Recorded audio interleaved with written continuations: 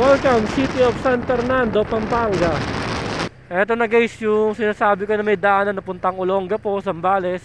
Eto yung mga rebulto. Eto na yung arko ng Welcome, Bagak, Bataan. Welcome, Morong, Bataan.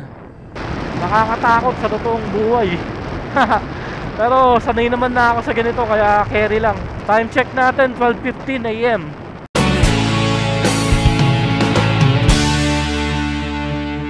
Good evening guys, J Travel, Honda Click 125 version 3. Mula dito sa Malabon, Manila, babiyahe tayo papuntang Morong, Bataan. Biglaan lang to eh, so tara, let's go! Umalis kami kanina sa bahay mismo around siguro mga 7:40 PM. Tignan natin kung ilang oras yung biyahe natin mula dito sa Malabon, Manila. Tansya ko aabutin to ng mga 3 to 4 hours yung biyahe. Depende sa atin. Chill ride lang naman tayo. Angkas natin ngayon yung ate ko eh. Wala kami ibang kasama ngayon, dalawa lang kami, napag-utusan lang. Mga iba lang, dito kami dumaan ngayon sa Paubando, Bulacan. Umiwas muna kami dun sa Valenzuela, MacArthur. Pero tagus na ito, MacArthur Highway pa rin. Full tank din tayo ngayon, tignan natin kung ilang bar yung mababawas pagdating natin dun sa Morong. Eto, tagus na tayo dito sa MacArthur Highway. Dire-direction tayo na ito pa San Fernando. Grabe yung alikabok dito ngayon guys, so kala mo hamog. Approaching tayo nito ng SM Marilao. Ito ginagawa kasi karamihan na kalsada dito sa MacArthur. Ito katulad nito, tinataasan yung kalsada. Grabe, ang kapal ng alikabok. Ang taas ng itinaas ng kalsada, oh. Parang halos hanggang bewang din siguro yan.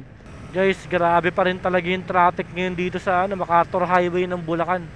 Sobrang dami pa rin ginagawang kalsada. Di ba, konting tiis lang. I mean, hindi konting tiis kasi matagal nang ginagawa to dito eh. Tiwala lang, matatapos din yung kalsada ng mga ginagawa. May nakasabay tayong grupo ngayon, no? Ito, buong biyahe din sila, marami sila eh. Shoutout po sa inyo mga sir. Ride safe sa ating lahat. City of Malolos, Bulacan. Okay guys, nandito na tayo ngayon nito sa Malolos. Pampanga na tayo, maya maya lang.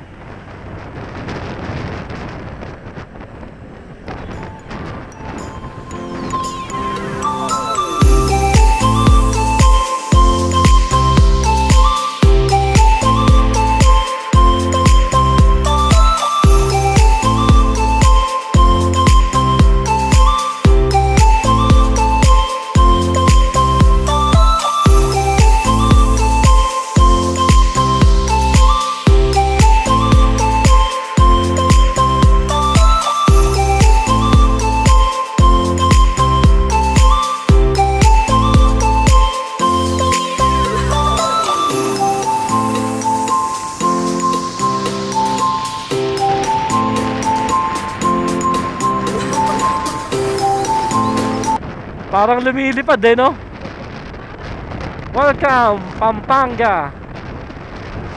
Nandito na tayo ngayon nito sa Apalit, Pampanga. At ayan, sinalubong tayo ng mga lubak-lubak. As of now, nasa 1 hour and 15 minutes na tayong buong biyahe. Lasing ba to? Bata nagmumotor guys, so lupit nun oh.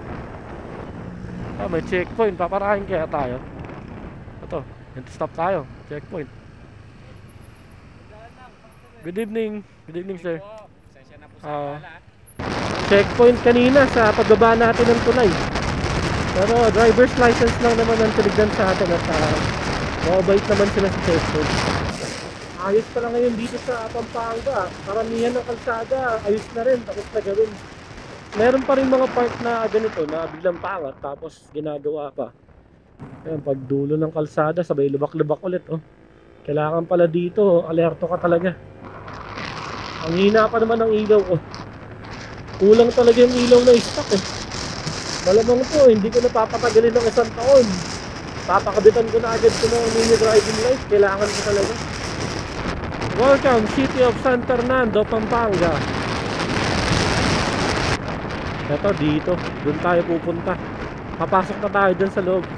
Pag dinaretso kasi natin to, mag-U-turn pa tayo dun sa flyover eh.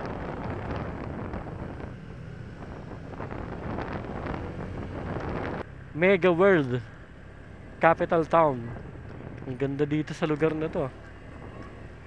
Eto na yung malaking kalsada, kanan na tayo dito. Ito, kakaliwa na tayo. Pagkaliwa natin dito, eto na yung dire-diretso papuntang Bataan, Olongapo, Subic, Zambales. Time check natin, 9:39 PM. Tama lang yung estimated time ko na mula Malabon, Manila hanggang dito sa San Fernando. Nasa halos 2 oras yung biyahe. Pero syempre depende yun sa takbo. Kumbaga kasi ako chill ride lang naman ako, kaya umaabot talaga ng halos 2 oras. Hanap ko na tayo may stopover natin dito banda. Gusto ko magkape. Diretso kain na nga lang tayo doon sa McDonald's, oh. Mag-aalas 10 na rin eh. Para pagdating doon, kahit di na tayo lumabas. Kaya may Jollibee rin. Sayang walang KFC. Gusto ko mami na lang. So guys, ayun, dapat mag-stop over kami. Kaya lang, pagsilip namin sa McDonald's saka sa Jollibee, daming tao, pila. Bigo. Undock sa sana tayo, kaya lang yung rice nila 15 to 20 minutes pa daw eh. Mauubos oras natin, sayang oras na 15 minutes. 15 minutes, malayo na mararating natin nun. So abante tayo ulit, hanap pa tayo ng ibang makakainan. Time check natin, 10:02 PM na. Gabing-gabi na, baka makarating tayo neto ng Morong Bataan, baka alas 12 na. Tingin ko lang.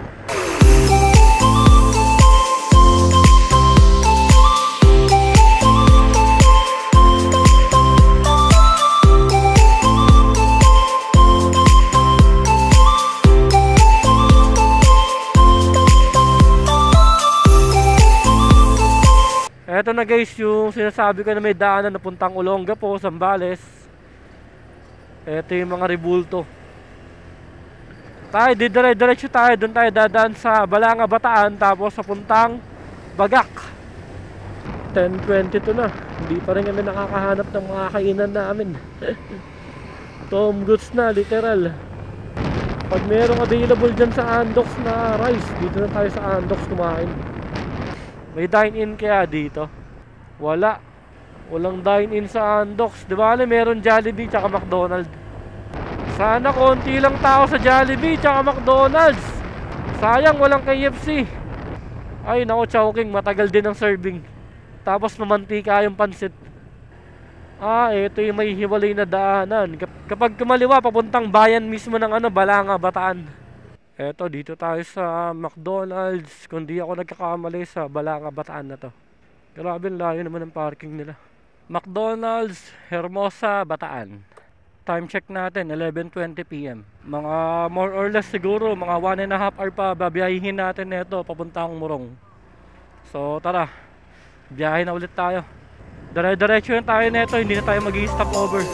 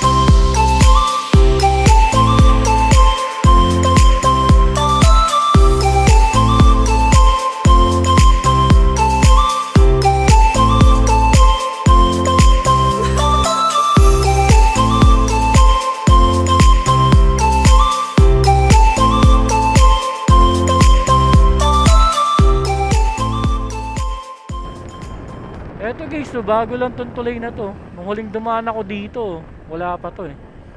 Eto na nga yun, 7-Eleven, tapos may tapat na gasolinahan. Kanan na tayo dito. Eto na yung dire-diretso papuntang Bagak. Sa trip meter natin, meron na tayong tinatakbo na 117.8 km. Tapos yung gasolina natin, meron pang 3 bar. Abot to hanggang dun sa Morong. Guys, mag-aalas 12 na ng gabi. Dito na tayo aabutan sa bundok. Dito lang tayo nito sa mga paliguli kong daanan. Pucha, ang hirap kapag mahina yung ilaw. Buti kahit pa paano ngayon, meron tayong mga nakakasabay paunti-unti, tsaka mga nakakasalubong. Eto na yung arko ng Welcome Bagak Bataan. Ganda ng arko nila. Kahit gabi may pailaw sila. Wala gaanong street light, pero buti dito meron na ang ilaw yung kalsada mismo. Time check natin ngayon, sakto alas 12.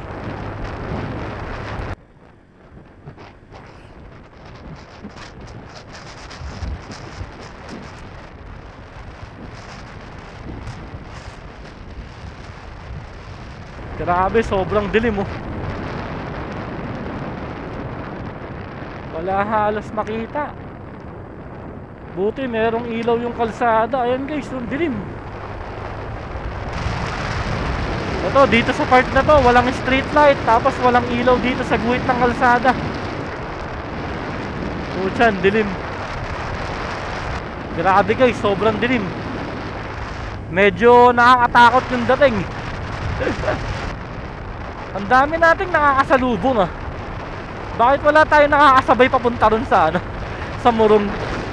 Puro kasalubong lang. Grabe, napakadilim. Nakakatakot sa totoong buhay. Pero sanay naman na ako sa ganito, kaya carry lang. Time check natin, 12:15 AM.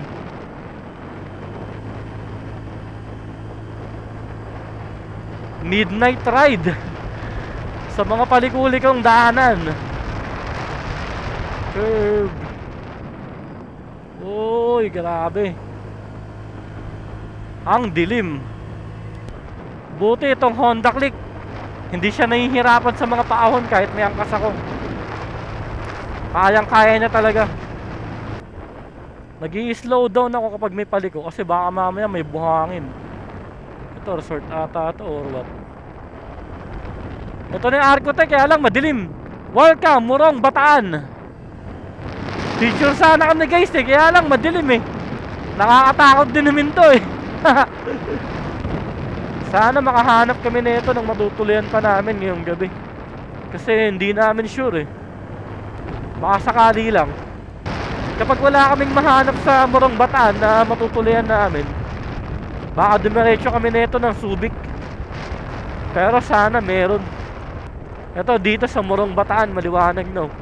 Uy, may mga aso. Vista Venice Resort. Kaya kasi kami talaga pumunta dito sa Morong Bataan. Mag-ocular kami sa mga beach resort, kung alin yung matitripan namin dito, para sa magaganap na event sa siguro December or next year. At ang kailangan namin, beach resort na private. Eto, buti dito maliwanag na yung mga kalsada. Meron ng mga street light. Yung dun kanina sa dinaanan natin, putya, wala, sobrang dilim. Pero ito dito, meron na. Ay, ito, madilim na ulit.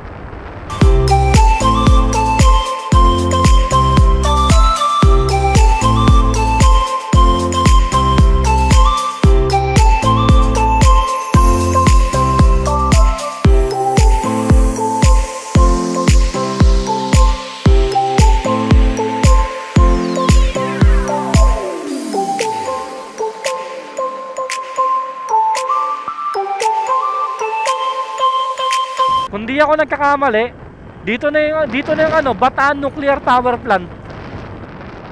Nuclear Power Plant. Ito, dito na nga. Kakabanggit ko lang sa ate ko. Ito na nga pala talaga yun. Grabe guys, dito madilim na ulit to.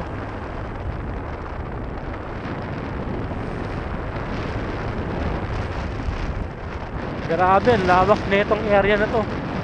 Itong merong nuclear power plant. Hanggang dito yan, sa may bakod na yan eh oh. Ngayon pababa naman tayo ng pababa. Napakadilim. Pero buti may mga street light.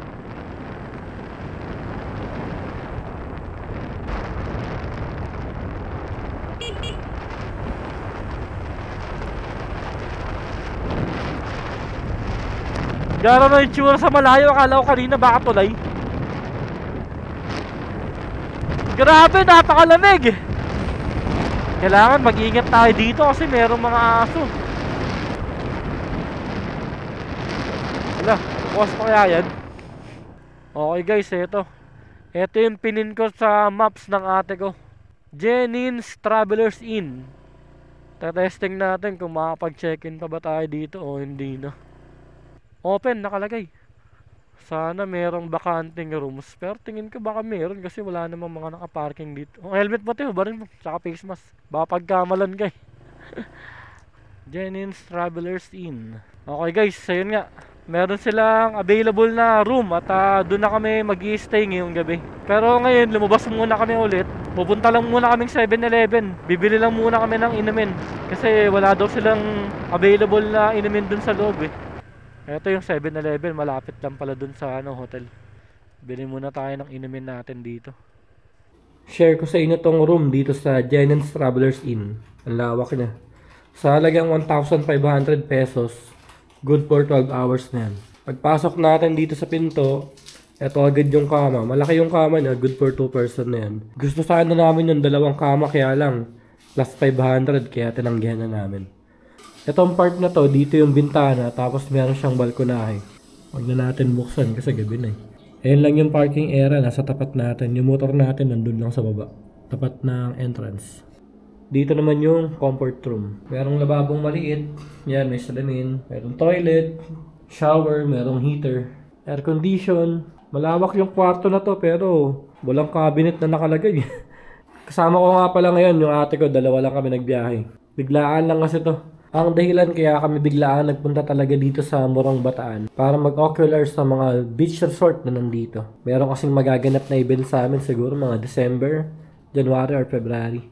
Umalis kami sa bahay namin ng 7:40 PM tapos dumating kami dito sa Morong Bataan ng 12:40 AM.